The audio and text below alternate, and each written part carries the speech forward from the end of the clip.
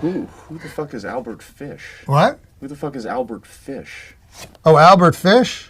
I've never heard of that guy. He was known as the Gray Man. The Grain Man? The Gray the Man. Grain. The werewolf of Wisteria.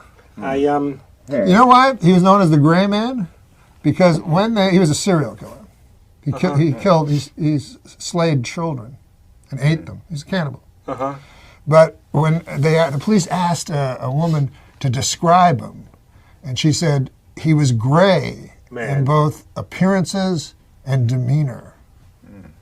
Very bad description. This is like Arsenio when it was woo. Yeah, woo. But anyways, I'm pretending I know who Albert Gray is. I didn't. No, Albert Fish. Oh. You're a New Yorker. So anyways, he was a child rapist and cannibal, as I explained.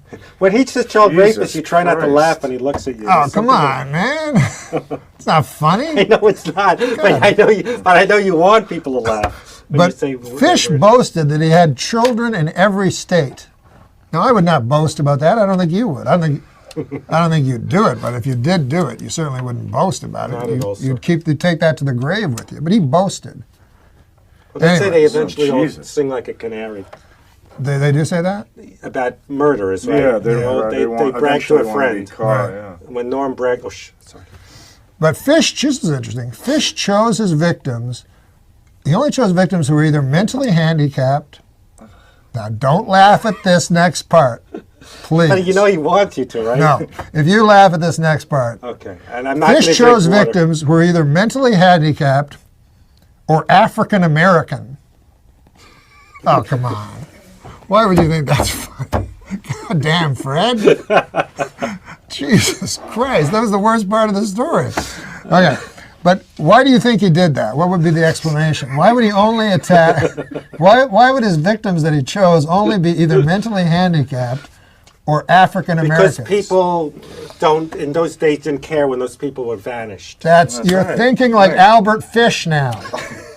And prostitutes. That's why they kill prostitutes. Exactly. Nobody really cares about prostitutes. Well, it's like that comedian that would rape people at comedy clubs. No, in colleges. Yes, Vince Champ. They always said his great gimmick was that people would think who did it, and they never, because he'd go on to another town and another college, but when people say, what about the comic? Yeah. Maybe the worst gimmick a comic ever had.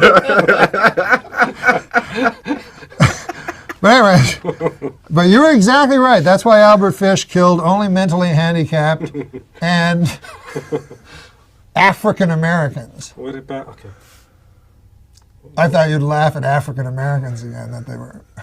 No, because I know him. I know he'll do something. That's outrageous. Well, it's kind of outrageous for you. But anyways, Fish tortured, mutilated, and murdered the youngsters. They were children. With a meat cleaver, a butcher knife, and a small hand saw. Oh, Jesus. God, This is the topical portion? Yeah. This is the birthday. And then he solidified his reputation as the most vicious child slayer in criminal history. Oh, Though barely literate, Fish wrote taunting letters to the parents of his victims, gruesomely detailing how he slayed, butchered, cooked, and then with great enjoyment dined on their offspring. He would inevitably declare that a child's roasted rump was the most toothsome dish in all of gastronomy. Additionally, Fish was a masochist, get this, and he would insert wool doused with lighter fluid into his own anus and set it alight for his own enjoyment. Fish was finally arrested, and he immediately began confessing to killing 700 children. Get out of here. Yes.